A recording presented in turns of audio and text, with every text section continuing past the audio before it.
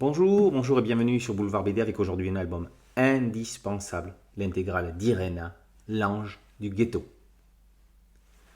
Comme quasiment tous les jours, Anthony et Irena se rendent au ghetto de Varsovie. Ils font partie du service à l'aide sociale à la mairie de la capitale. En ce mois de mars 1941, une jeune femme de 24 ans meurt en laissant un petit garçon.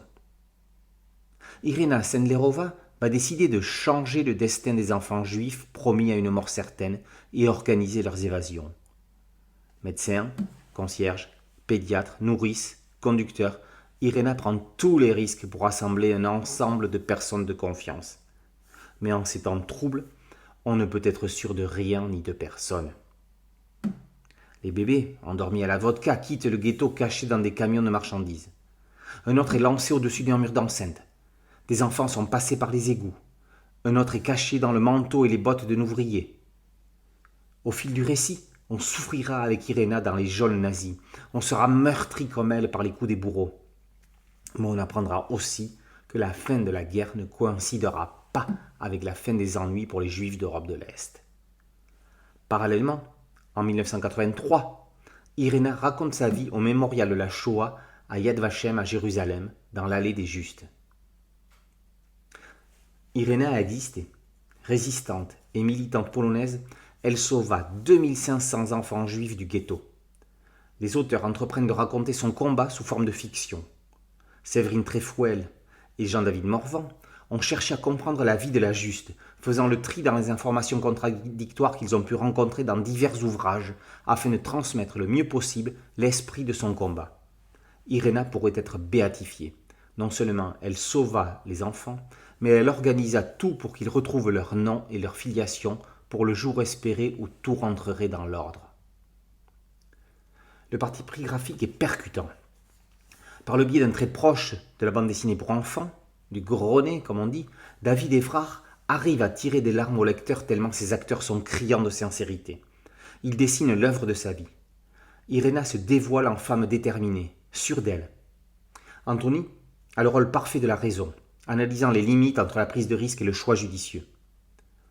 L'Obersturmführer dégouline de haine et de détestation. Les enfants sont criants d'innocence et d'émotion. Le découpage en grandes cases amène le lecteur au cœur de l'action et des sentiments, soit par de très gros plans, soit par des compositions à la Où est Charlie, nous introduisant au cœur même du ghetto, dont l'insalubrité est montrée grâce aux couleurs boueuses de Walter. La série redéfinit la notion de super-héros. Ce n'est pas avec des super-pouvoirs que l'on sauve le monde, mais avec une âme. Nominée pour le prix Nobel de la paix en 2007, Irena ne l'obtient pas, au profit d'Al Gore, alertant sur l'évolution du climat. Elle mourra l'année suivante. Ce prix, elle le mérite tant qu'il n'est même pas concevable qu'on puisse se demander si seulement elle en aurait été légitime. Alors, si le jury du Nobel est passé à côté, le jury des lecteurs de cette extraordinaire série le lui attribue à l'unanimité. Une place de choix était réservée sur les étagères des bibliothèques à côté du chef-d'œuvre Maus d'Art Spiegelman. Parce que c'est une œuvre de mémoire, parce qu'on ne ressort pas indemne de sa lecture, et par son sujet, son type de narration et son graphisme, Irena, 5 volumes scénarisés par Jean-David Morvan et Séverine Trefouel, dessinés par David Evrard, colorisés par Walter, regroupés ici en intégrale, est et restera la plus grande série des années 2010-2020. Irena, l'ange du ghetto, par Morvan, Trefouel, Evrard et Walter, est paru aux éditions Glénat. Boulevard BD, c'est un podcast audio et une chaîne YouTube. Merci de liker, de partager et de vous abonner. A très bientôt sur Boulevard BD. Ciao.